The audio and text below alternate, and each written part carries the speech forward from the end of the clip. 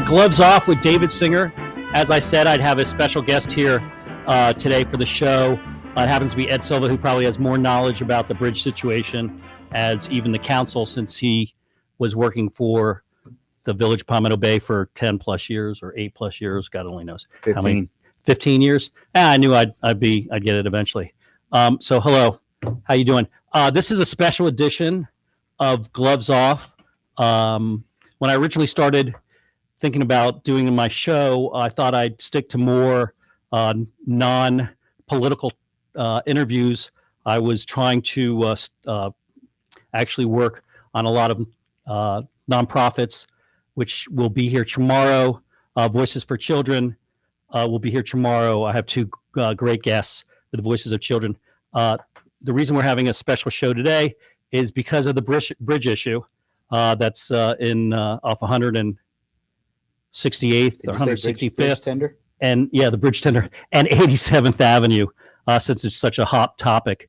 I know that I watched the meeting, the Palmetto Bay Council meeting twice after they did it on Monday night, and I'm sure Ed's watched it a couple times.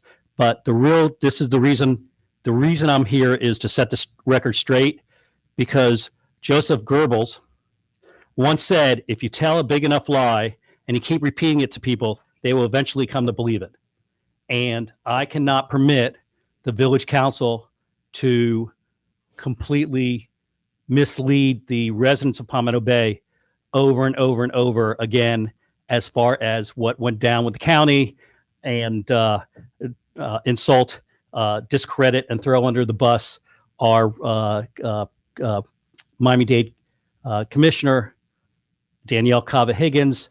I find it a travesty what they did Monday night, not only discrediting or trying to discredit our commissioner, but also pitting resident against resident because of their lack of transparency and their lack of planning. So, hi, how you doing? I'm doing great, David. Thank you for calling me. I think calling me to be on this show. I'm hoping that we can give your listeners a break from me for a little while after this. I would like to give my listeners a break from you permanently. Yeah. But unfortunately, I need you on the show every once in a while to give me some factual information. And yeah, quite frankly, on Monday night, it was as if, the circus has come back into town, but that seems to be happening quite often. It's a shame and it's a travesty, but our village is really actually becoming the poster child for bad government. And you and I are both residents. I've been a resident since basically when I was born, and you've been a resident since 1998. 98. So you have a long history there. Yep. We all pay taxes, and we're all entitled to our opinion. Which reminds me, can you put the? I thought I was going to put this one up. Oh, that's fine. Yeah. So Monday night, Bernie Sanders was attending the meeting, and he got such a chilly reception that he had to wear a jacket and mitts. Well, we were asking where, I had a question of where our council member Patrick Fiore was at, and when I looked up, all of a sudden I saw Bernie sitting in his chair. Yeah. Bernie has a little bit more insight to what's going on in the Village of Palmetto Bay than Patrick does anyway. And I know that we're making light of some things here, because if not, we'd actually be sitting up here probably pulling our hairs out. But I'd like to jump into the bridge thing right off from the beginning. The fact that can I interrupt you for a second? Absolutely. And I hate to interrupt you, but I want to. This is your show, right? Yeah, it's my show, but I'm going to interrupt you. The views and opinions expressed here are those of the host and guest, and not necessarily those of community newspapers. We're going to get into some really hot topics here, so I had to read that off to everybody.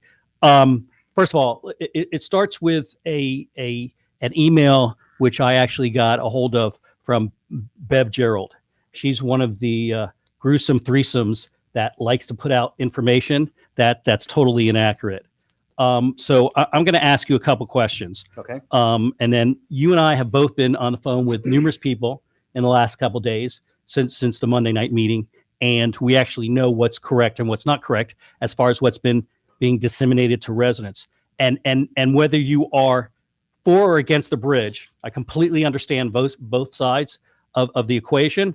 But the most important thing for the village of Palmetto Bay and its politicians, including the mayor and the vice mayor, Leanne Tellem and Karen Cunningham, to do is give the residents the right information and not mislead them and not lie to them and be transparent. And what I saw on Monday night was just that. No transparency and misleading a lot of residents who are watching, and there were a lot of residents watching about what went down and how it went down, and it has to stop. It has to be stopped, or they have to be removed from office, in my opinion. So anyway, this is from Bev. This was sent out, a mass email sent out from Bev Gerald. It says, the village council is not allowed to draft an emergency resolution with no prior notice. This is not permitted under Palmetto Bay laws.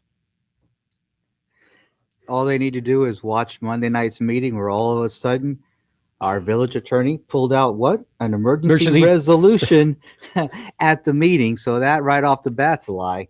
It was done all the time. Yeah, that's the reason why you're allowed to have emergency resolutions. Quite frankly, the charter says that when you have an emergency resolution like that, it takes 4/5 vote to even be heard, and that wasn't done on Monday night. But that's really getting technical. But the fact that she is saying that that's illegal is wrong, and a perfect example of that is our village council did it Monday night. Yep. Right. Without any notice. Without any notice. No notice to anybody.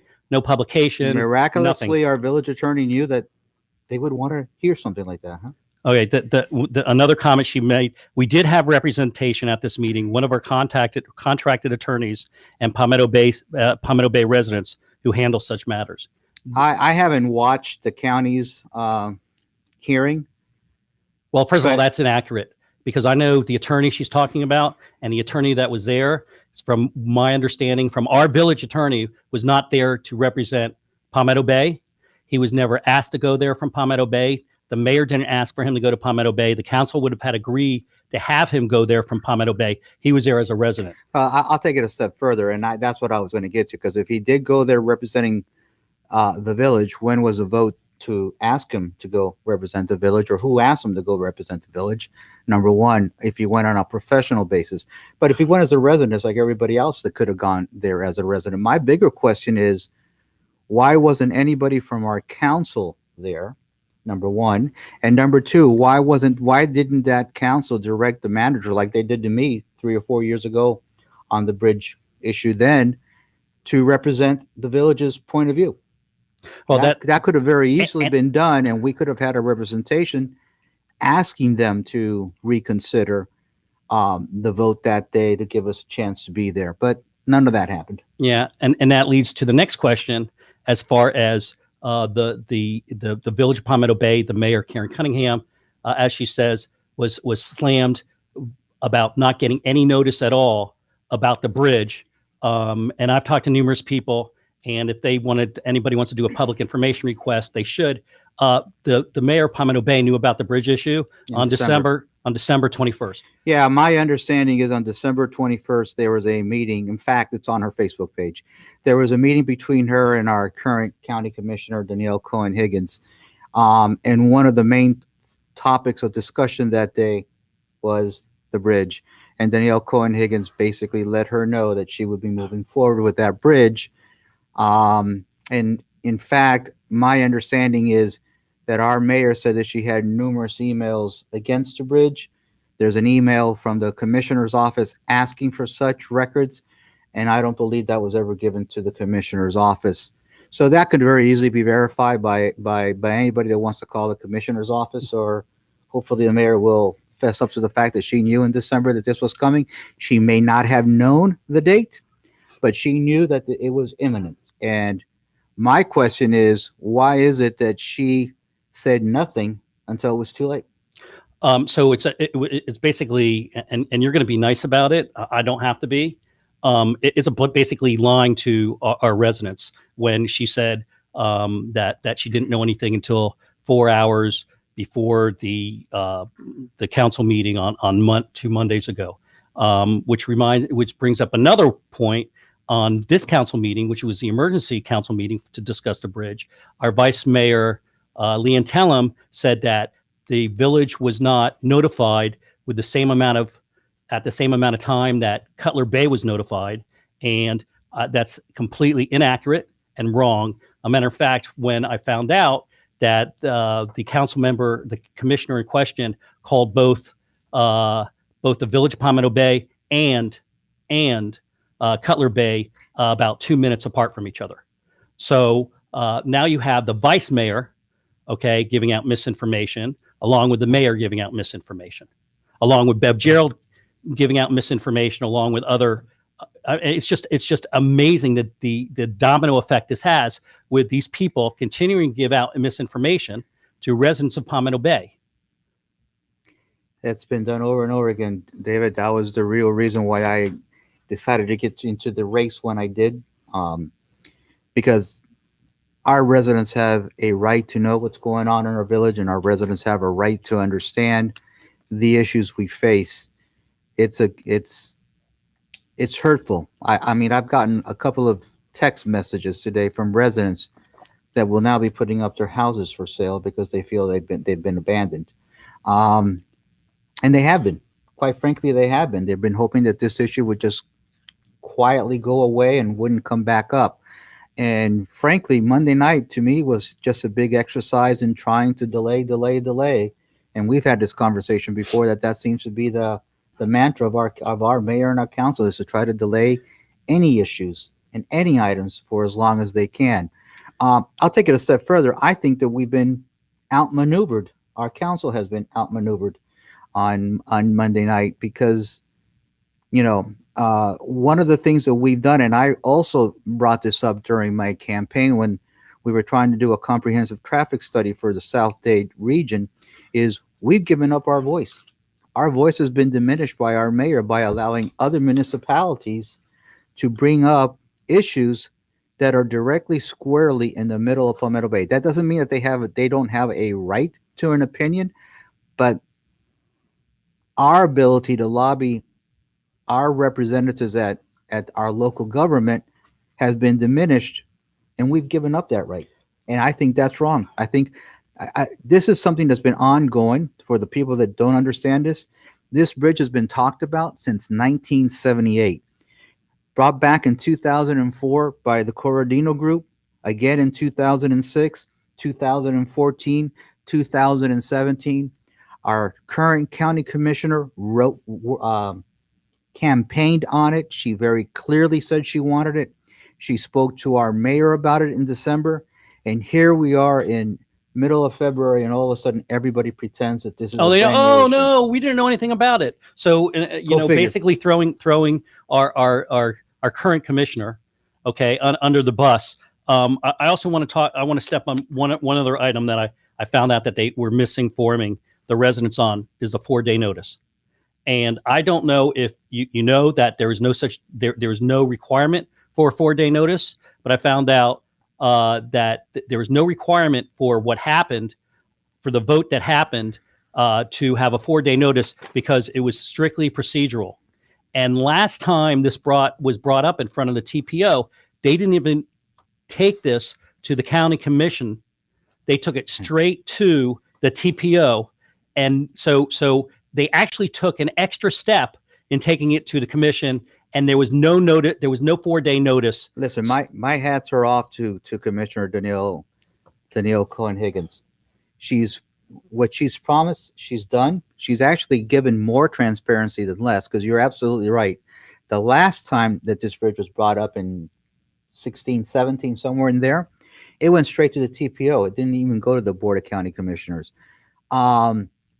And by the way, since it was just a notice vote, and I'm sorry to interrupt you, but since it was just a notice vote, it needed no public comments. So that's why they didn't ask for public comments, because when you do a notice, just a notice, there's no requirement in Miami-Dade County for public comments. So what happens here is these are all red herrings, okay? And they're all red herrings because the Village of Palmetto Bay got caught with their pants down. The mayor got caught with the pants down. The vice mayor got caught with the whole village council got caught not paying attention to something that the mayor was told about on December 21st. And honestly, like I said before, whether you're for the bridge or you're against the bridge, the fact of the matter is the residents of Palmetto Bay need the truth. Well, and they're not getting the truth, okay, at the present time. I'm going to go, and you're right. This was a notice that this was going to be transmitted to the TPO, and then it would come back. It will come back to the Board of County Commissioners for allocation of monies and fundings. But here we are, our villages calling out the county on this, and yet on Monday night, what did they do? They allocated expenditures of monies through a resolution to fight this legally, which It's going to be a frivolous lawsuit. well, so yeah, well, my understanding from the county's attorney's office after they stopped laughing hysterically was that here we go again with another frivolous lawsuit from the village of Palmetto litigation. Bay, which will be the second one. Yeah, well, The first one's on the four-way stop sign. they're calling us the village of litigation. Yeah. Well, it's not. It's just not the four-way stop sign. We had the four-way stop sign. Well, what's the We had first the lawsuit? issue with Luxcom.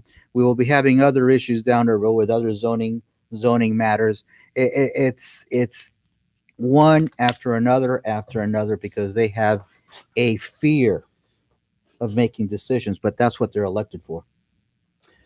Well, the problem is now they look so bad at the county level, nobody's going to take them seriously. Oh, I believe that they've had their. I believe that they're going to have a lot of doors closed on them. Not only is it at the county level, I believe they've gone out of their way to antagonize Cutler Bay. They've already done it to Pinecrest, where Pinecrest at one time their Was mayor laughing, said that Palmetto Bay is not even capable of organizing a 2-car caravan. Now let's take it a step further and look at the contrast between now and 3-4 years ago in a different administration and a different mayor. At that time, we worked with the county and we worked with Cutler Bay to come up with a compromise solution that would have kept the bridge at bay. We spent money on it. We had Marlin Engineering look at it. The county approved it. Cutler Bay blessed it and said, okay, we'll do it. What happened? It came up under Mayor Cunningham's leadership. And even though we spent money on trying to do that traffic study, even though we spent a lot of considerable time working with our sister cities and the county to make it work, they outright rejected it at the council level. And now the only alternative that's left is the bridge. And let's be real here. The fact of the matter is that that bridge is the only thing that's going to give the people in District 3 some comfort to be able to get out of their houses in the morning. That's absolutely the truth. There is no nothing on the immediate horizon. I don't believe that anybody would love to see bridges in Palmetto Bay, inclusive of myself. But when you don't have alternatives and you don't provide alternatives, and all you're saying is becoming the village of no, we don't want this. Or I'll use Councilman Matson's, we're the village of protectionism. We want to leave everything back in the 1960s. That's not really accurate. The county's responsibility is to take care of the whole county. We cannot be a thorn in their side, and they're going to have to do what they need to do to ensure that the county flows well. And when we just continuously roadblock any and all possibilities, this is what you get. Well, let's talk about the area that, I mean, a lot of residents have been slamming the commissioner Higgins about not representing what the Palmetto Bay residents want. I mean, you look at the area that she represents. She represents from about 136th Street, I think, down to Homestead, and her responsibility is not to represent one or two districts in a municipality. Her responsibility is to represent that whole population from 136th Street down to Homestead. So I said to somebody the other day, they said, "Oh, well, more people don't want the bridge than want the bridge." I said, "Well, that's inaccurate."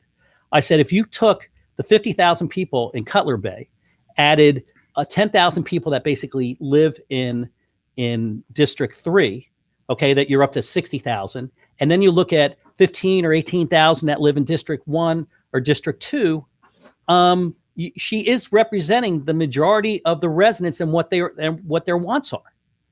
It's probably a 3-to-1. Now we ran a couple polls. I know I ran a poll that said, that it was 30% people wanted the bridge, 40% people didn't want the bridge, and then the other percentage was undecided. It was actually 33, 40, and 27. Okay, thank you. And that was and that was just the poll I ran. I was given another poll that had Palmetto Bay 50-50. Yeah, that's correct. And that was a poll that was done by Kava's office. There's a lot of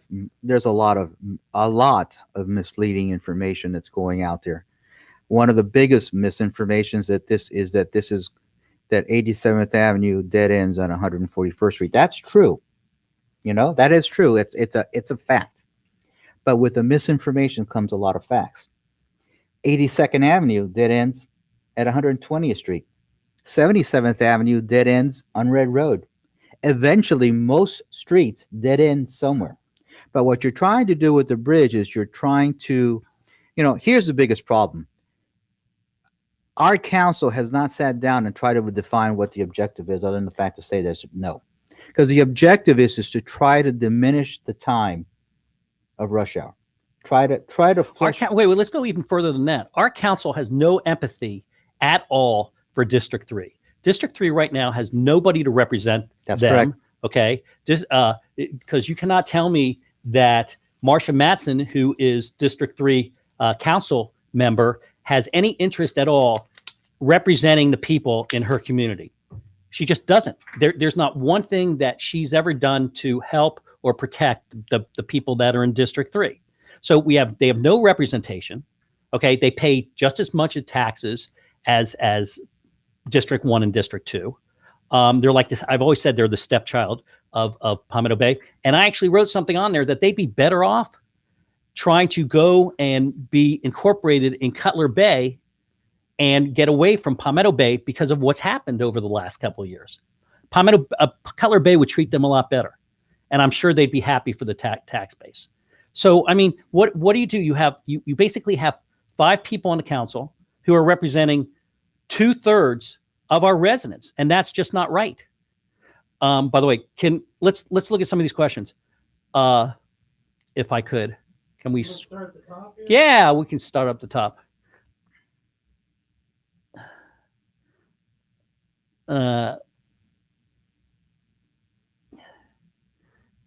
There's no questions. I appreciate everybody's input. I would like to say that the one person that they're putting together a committee of 4. So yeah, I'm trying to read them.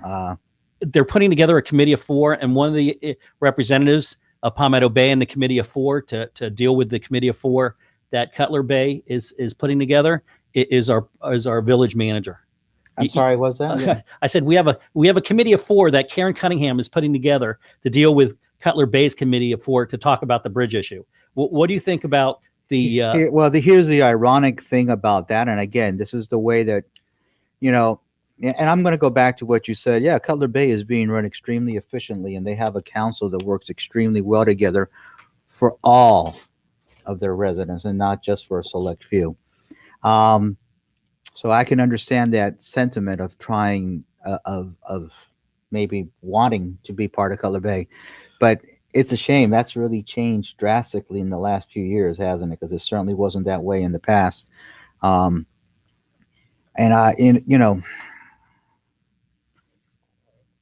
just don't understand why we're where we are and how we got to this point. And we should never have gotten to this point. I don't understand why we need to give misinformation to our residents. I don't understand why we just cannot be adults and have an honest discussion, allow the professionals to do their job, and follow through with it. Again, I'll repeat myself. The bridge has been on the table since 1978, 2004, 2006, 2014, and 2017. It isn't like this is something that just came up yesterday. This is a discussion that's happened over and over and over and over again. There was a compromise solution that was put forth in 2018 that our mayor and the council decided to walk away from because they did not want the responsibility of making that decision. That's my humble opinion. And we are where we are now. We cannot continue. We just cannot continue to disregard the needs of our residents in District 3 or the people that are living in that nightmare of not being able to leave their driveways in the morning when rush hour starts up. Now, there's a whole lot of other red herrings: Old Cutler Road improvements, traffic signalization improvements, and the list goes on and on and on. Those are all looked at every single time a traffic study has been done. Let's talk about the Old Cutler Road improvements. The Old Cutler Road improvements was something that was started under then Mayor Flynn, and our council is implicit. They even said it Monday night that they're okay with that project waiting until 2023 for it to commence. That's unacceptable. That is one of these projects that needs to happen right away. And that is a project that you're not seeing any pressure being put on the county to try to implement that project as soon as they possibly can. These are the type of things that our council just continuously fails at. And they failed on 87th Avenue. And the proof is we're not going to have a bridge. And to all those people that have always said that Mayor Flynn was wrong, and I'm not here to be apologizing for anybody. I'm talking to myself. I found out something extremely interesting when I was doing some research before I came onto this project. Tommy, I think I gave it to you. It's the one that's a letter.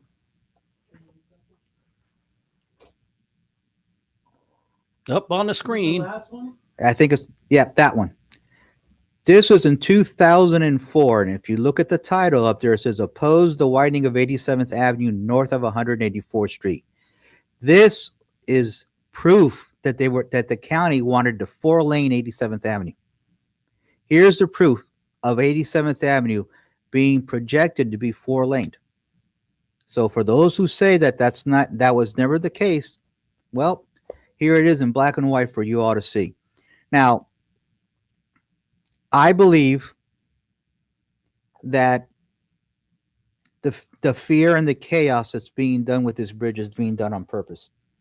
Oh, I have no doubt in my mind the misinformation that's being put out there, which is causing fear mongering, is being done on purpose. Look, I sat there and I watched, like I said, I watched the meeting twice, Monday night's meeting twice, and you had a whole bunch of people and let me back up a second. Number one is there was probably 3 times as many people that either spoke about or sent in emails about not wanting the bridge than wanting the bridge. Okay, so it was probably about 3 to 1. But you had people that were worried about floods. My flood insurance is going up. Okay, I mean, I had to take my flood insurance is going up. I'm sorry, a bridge is not going to increase your flood insurance. My property values are going to go down. Well, the biggest property values in the world are on Old Cutler Road and in Pinecrest on major intersections. Your property values are not going to go down because of a bridge. It's just it was one. I won't be able to let my kids play in the front yard anymore. Well, your kids shouldn't be playing in the front yard anyway unless you're supervising them. And the fact of the matter is, people on the south side of 87th Avenue should have the exact same amount of ability for their kids to play outside as the people on the north side. I mean, this is not the haves and the have-nots. And the majority of people who spoke, once again, residents who spoke, had no empathy at all for what was going on in District 3. There was no empathy at all from these people. And I would have liked for people to be actually honest and write an email that basically said, yeah, I know it's really bad in District 3, but we don't care. We don't want the bridge and we don't want the traffic. I mean, that I would have respected, because that would have been an honest email. But instead, there were just serious problems with flood insurance, home value, just all kinds of arguments that were basically just delusional as far as I'm concerned. And by the way, you and I have had disagreements a long time. I don't think one bridge works. I never said one bridge works. I think they should put 4 of them in. Hopefully one day they'll have 4 of them in. That way the traffic is diluted between 82nd, 87th, 77th, Old Cutler, and US 1. You hate that idea. Well, no. I want to go back to something that you started that I kind of went off on a tangent and didn't get back to. The CCC, the committee that Danielle Cohen-Higgins has set up. Mm-hmm. Really interesting. Cutler Bay puts it out publicly for everybody to put in an application, and that they would pick people based on the applications to be on their committee. What did our council do Monday night? First day, for the first meeting, we put our village manager, who has a responsibility. No, not we. No, not we. One person. Karen Cunningham, Mayor Karen Cunningham, thank you. our village manager, who has the requirement per our charter to do exactly what the village council. So, in other words, we have the queen in her court. Yes. She dictated who was going to be on that who was going to be on that committee, and who would be making the choices on that committee, and the 4 underlings, which is the vice mayor and the 3 other council people, have to go along with that. Well, what's wrong with that? Because they're all equal votes. Don't you think they all should have had an equal say? She stacked it. She stacked the council. What makes you think she's not going to stack the committee? I know, but I think. Let's be honest about it. I think it's important that our residents understand that distinction and look at the differences in the way that Cutler Bay is being governed and the way we're. Oh no, they're putting a village manager who I have a lot of respect for on the committee, 4-person committee, and the village manager cannot have any opinion other than the opinion. Okay, of what the council tells him to have. You know, I've taken a lot of hits as village manager because I used to put forward council policy, not Ed Silva's thoughts and not what I believed was right or wrong, but I had to put forth what the council policy was. What makes anybody in their right mind believe that the current village manager will be able to do anything else but to put that policy forward? He's not going to be. He's going to have marching orders. By charter, he can't. He is going to have marching orders to do exactly what the council. So now let's talk. Wait. So my opinion should be Bill Kessel, should be one of the 4 members on that committee because he's been an advocate of building the bridge. Okay. So if you're going to put a committee together, you have to have all types of different opinions, not everybody that are going to be clones that are going to recite exactly what the Palmetto Bay mayor wants them to recite. And that's what we're going to have. We're not going to have any diversity of opinion on our committee. I'm sure they will on Cutler Bay side, but they're all going to be clones and repeat exactly what the marching orders that the Mayor Cunningham tells them to repeat. Okay. I agree. Now I want to get back to 77th Avenue. Okay. It's not that I disagree with you. In fact, our mayor at one time, Mayor Cunningham at one time sent to the county commission a Joe Corradino report endorsing it, saying that is what we should implement. I don't believe she ever really read that report all the way through, because that Corradino report advocated for bridging on 77th Avenue. Okay? 2 or 1? Both bridges, yeah. Advocated. I always for thought that 77th would be the best way to start. She put that out there as what should be done in our village. Now, here's a reality, because as a manager, I was privy to a lot of things that perhaps a lot of other people weren't. The Old Cutler Road plan that we're putting forward is supposed to speed up traffic by 50% on Old Cutler Road. Basically makes the implementation of the bridges on 77th Avenue for the time being a moot point. It's not needed, provided that Old Cutler Road is built according to all the traffic engineering requirements. So that's where I differ with you. I believe that Old Cutler Road will take care of the 77th Avenue issue for the foreseeable future. So we don't really need to. Here's a good little pun. Cross that bridge right now. Now there are things on the Old Cutler Road that are portions of that fix that fall on us, the village, to do. A turbo lane at that intersection at that light on 176 and Old Cutler Road. I don't see that the village is working on that, and that is one of the requirements for it to work correctly. I would like to see the village step up and say, hey, this is a main corridor through our village. We want to beautify the street, kind of like what Cutler Bay did, and put some median islands inside and in some areas, put in the sidewalks on both sides, beautify that street to make it representative of us as a village. Now, I know that is aesthetics, but it's something that we should do. I understand that we can't even keep up the little bit of landscaping that we put at both entrances right now, nor can we make our lights work in one of the signs there. And probably a subject for another meeting. But there's a lot of things that should occur along the Old Cutler Road corridor that I don't see happening. There was a promise made to a neighborhood off of 152 and Old Cutler Road that we would minimize cut-through traffic in that community. And I don't see anybody speaking on their behalf in ensuring that this project, when it's completed, will take that into effect. There's Farmer Road a little bit further up that has all kinds of serious issues with cut-through traffic that should be looked at and should be helped, because that's another promise that's been made, and I see nothing being done with that. So this is symptomatic of 2 years of everything that's happened and going wrong. Of giving out a lot of proclamations and taking a lot of selfies. Yep. And not moving the needle. If you go to Monday night, this is what I'm going to paraphrase what I heard Monday night. We had one council member who sat in his car and took pictures up and down 87th Avenue. Lo and behold, did he do it south of where the proposed bridge is going, or did he do it north of where the proposed bridge is going? North. And his whole argument was, when this ends at 141st Street, Mr. Manager, is there going to be a flyover bridge to connect to the other side of 87th Avenue? And obviously the answer is no. But if you look at that traffic study, and if you read that traffic study, Councilmember Fiore, you will understand that that is not what is being proposed. What is being proposed is another alternative for people to go across the bridge and to allow that traffic to diffuse and move quickly through our community. Oh, wait, first of all, let's go back to Patrick. Okay, so I have a good relationship with Patrick. I've had no like him. He's a really nice guy. But I got to tell you something. There was not one council member that was on target.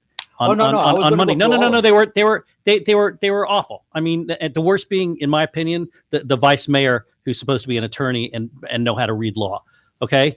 So we'll get to that, but I do want to talk about the traffic studies. So my problem, and it always was, when we ordered traffic studies for the village of Palmetto Bay, and you're going to hand me right now, is what we told them not to look at the bridge issue. We told them, look at the traffic in Palmetto Bay, but we don't want your solution to be the bridges. We don't want to address the bridges in the report.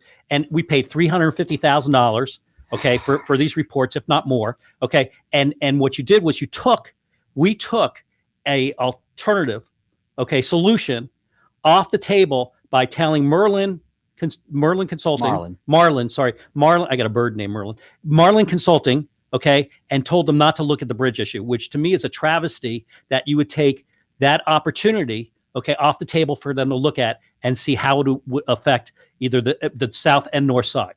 Okay. That was extremely painful to do as a manager, to be able to tell a traffic engineer, we're tying your hands and you can't look at something. Yeah, you're absolutely right. But I will tell you, credit to Marlin, they did come up with an alternative that this council rejected.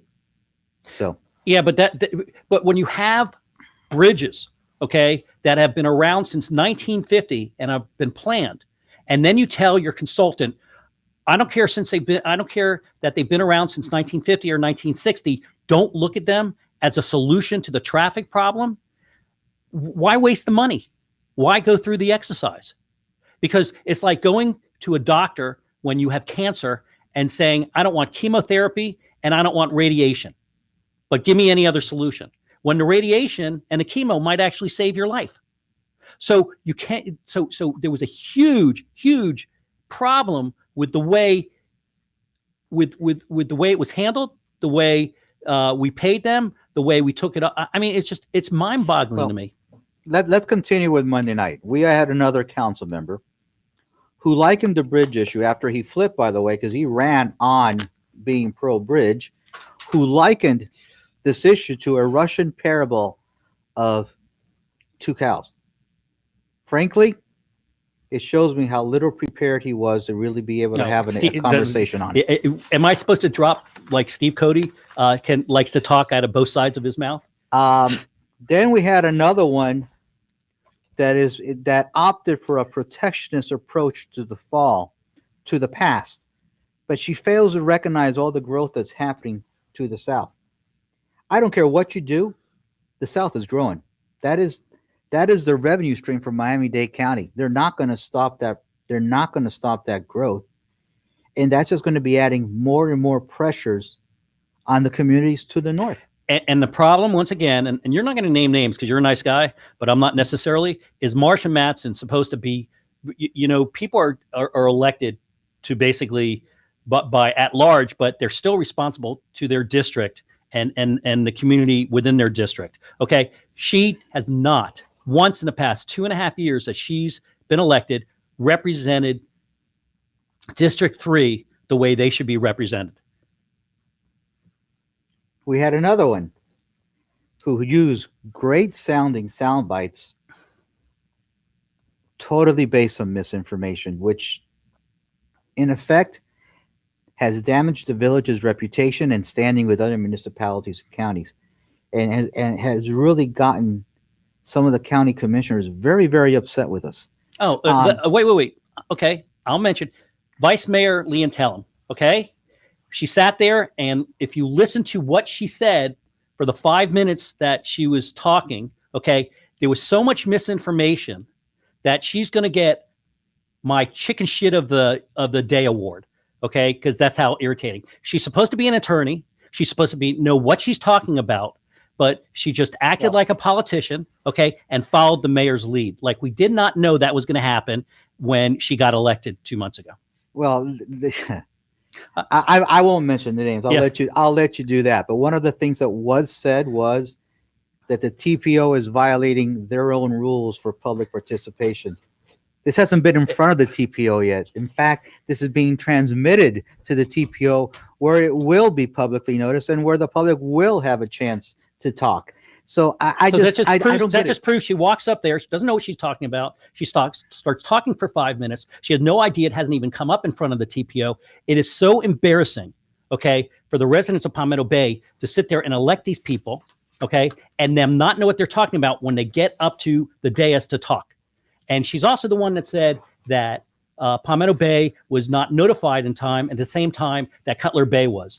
And it was within 2 minutes of each other.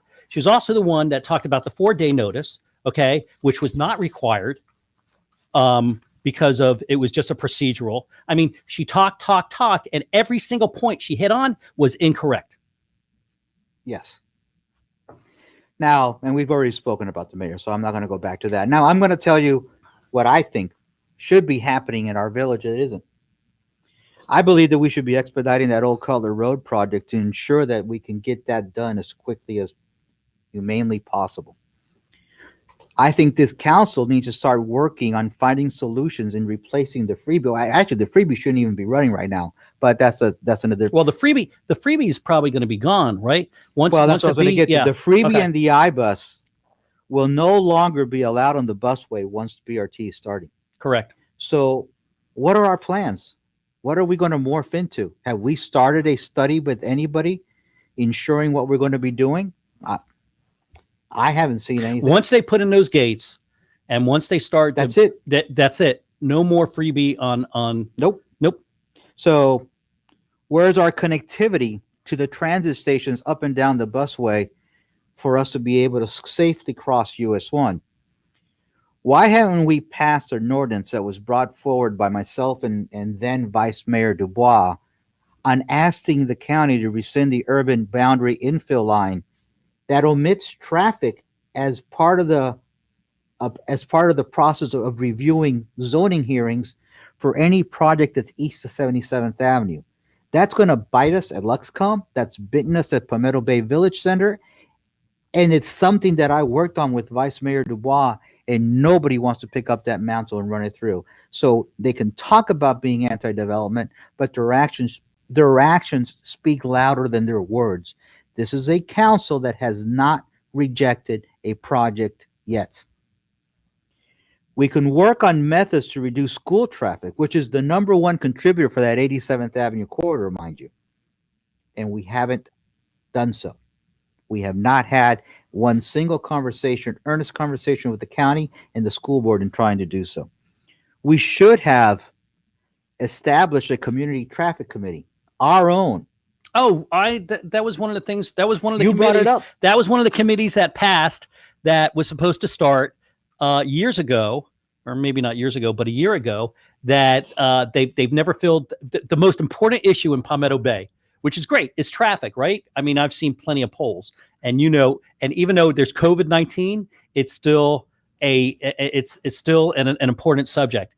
That committee was never filled. They never had that. They never got that committee off the ground. Yes, you're right. And the next one is, we had Marlin Engineering in 2015, 2016 do a traffic calming comprehensive plan for our village. We've never funded that program to be able to do so, other than put speed tables just to quiet a few critics here along the way, here and there, which is the last thing that we should be doing. We should, I'm going to use one of our constituents' things. We become the village of humps. That should never have really been the number one quiver, but that's the only one we've gone to. That's just there to appease. That's been used to appease people, instead of looking at the overall comprehensive plan that was developed in Marlin Engineering and putting it in. I'll give you a prime example of a place that's done a great job with that, and we're sitting in it. South Miami has done an absolutely great job with traffic calming by putting little mini circles, one-way exits out of some communities. They've done a great job. They really, really have. Kudos to South Miami. We should have been doing that. Well, Miami-Dade traffic, they advised us to put circles in different areas. So did Merlin. We got the approval to be able to do so, and we were one of the first. I, as the village manager, was one of the first ones to be able to have that agreement with the county to do so. But council, this mayor, have refused to move forward on it. We should be building complete streets for our communities with bicycle lanes, not multi-purpose lanes. With bicycle lanes. You don't like 10-foot sidewalks? I'll leave the political comments for you. And lastly, since there are no other alternatives, we have to build the bridge. There is no choice now. We have to build a bridge. And I am going to say one more thing.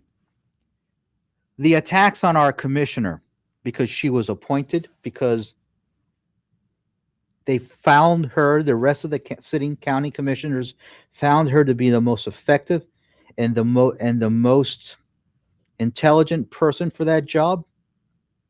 That's not a reflection of her. That's actually kudos to her. She is being blamed for what the system did. That's got nothing to do with her. What you all should be looking at is the fact that one of her promises she's kept, and she's kept true to her word. And I think she's going to be a great county commissioner. I think she's going to be great. I think she's going to be great. I think the attacks.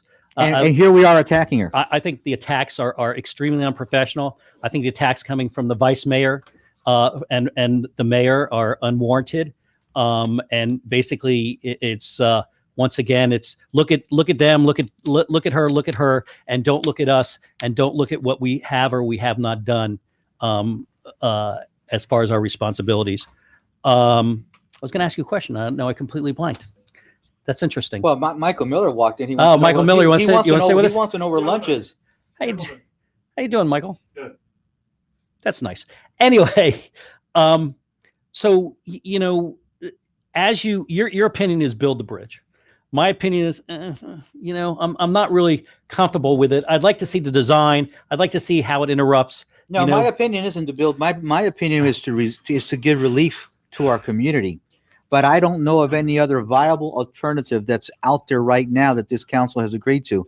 All that's left is, the only thing that's left on this table right now is build a bridge. Well, it'd be the quickest. I mean, how long can it take to build a bridge? Not long. I mean, it's going to be quicker than doing the roundabouts on Old Cutler Road. It would be less intrusive, most likely during the construction phase. It wouldn't necessarily slow down traffic, where the circles and everything will slow down traffic on Old Cutler Road. Instead of being antagonistic toward the county and antagonistic to our sister municipalities, maybe what we should have been looking at all along is how we minimize the impact to the communities north of the bridge and how we can ensure that we're not going to be creating the same issues that we had south of the bridge in those communities. No, I absolutely, I 100%. I 100% that agree with that. That hasn't been looked at. No, No one's looked at that and said, what can we do to ensure that we're not interrupting or ruining those communities north of the bridge? And that is something that I am sure the county and this commissioner would be more than willing to look at. But the point of the matter is we need to give relief.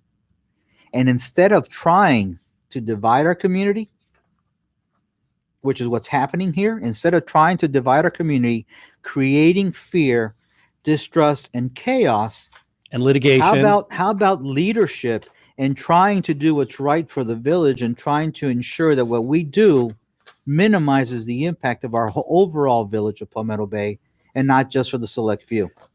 Have you had a chance to look at any of the resolutions that passed on Monday night?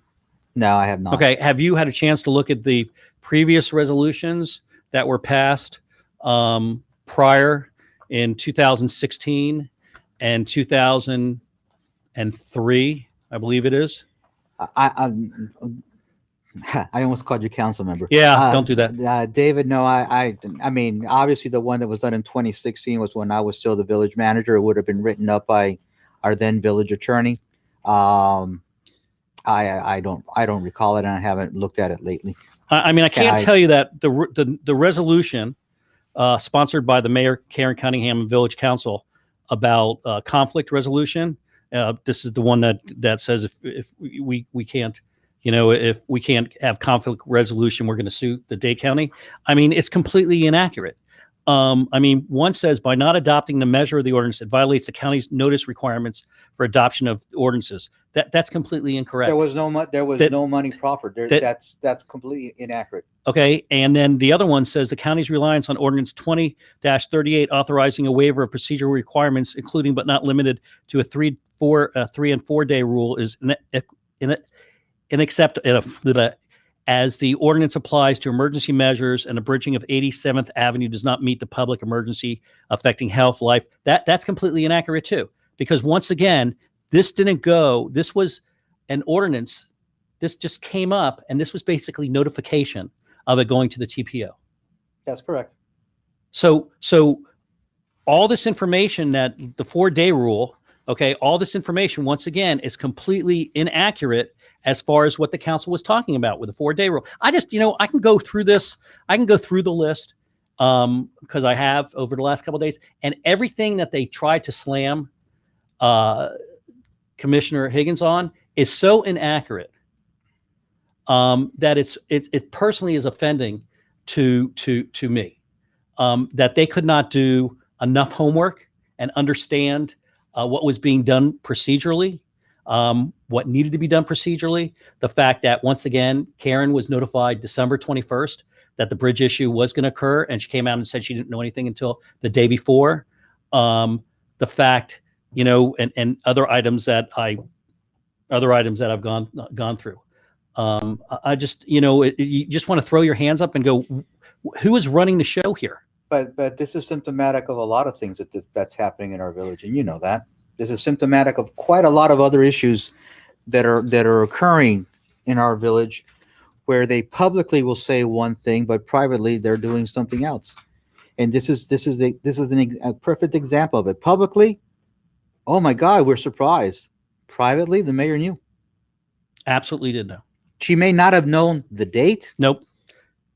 But she knew it was heading down the pipe. She knew it was coming. She knew it was coming down the line.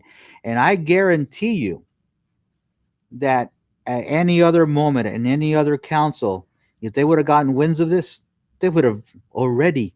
Yeah, they would have. They would have had a cow. They would have had a problem. It would have been brought in front of a cow. Absolutely, and they would have had discussions. And that's right. Now we're playing catch up. Now it's too late. So now it's a question of how do you deal with the damage that's been done by our council, and the way you deal with that is to try to figure out how you minimize the damage. Well, how do you deal with the damage that's been done with our reputation as a village? I mean, it's not like that Palmetto Bay had a great reputation with Miami-Dade County previously. I think our reputation is taking a hit.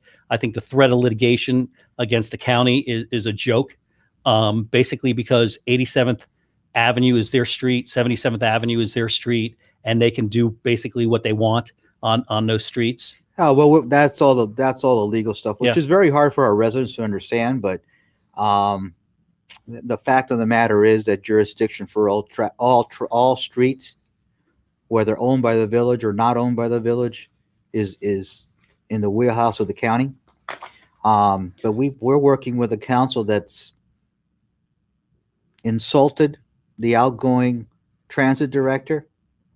Numerous times, by the way. That whole staff, Yeah, has now insulted a couple of county commissioners that I'm aware of, if not more.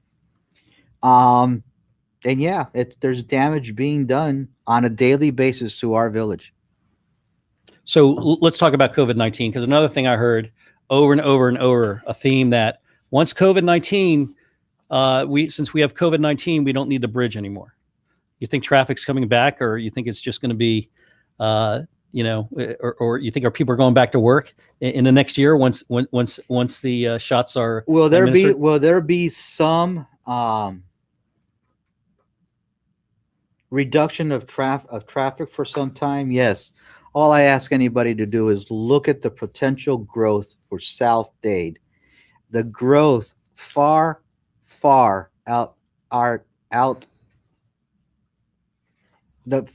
exceeds the reduction that we have right now. Far exceeds the reduction. And I'll take it a step further. The majority of the traffic, in my opinion, but this is a study that I never was able to get approved by the council, is really mostly school related. Guess what, guys? Schools will start up again, and there will be kids in all those schools. And I am pretty sure that the majority of the traffic on that corridor will come back to the exact same levels as it was before. Jerry, the answer to that question is absolutely not. I don't think anybody wants to get into that. I got three? You're counting? We're done. Two. Oh, we got two. Okay. Well, let me tell you something. I got some.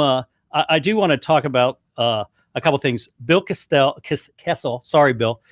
Sent me some information at questions that he asked the Miami-Dade Department of Transfer Public Works in August of 2017. One of them was, will property values decrease because of a new bridge? And they came back and said no. One of them was, will the bridge attract more traffic? And the answer was, at this time, it will not attract new traffic. It will disperse existing traffic volume through more connections, which will diminish congestion on all streets. So there's a lot of great questions here.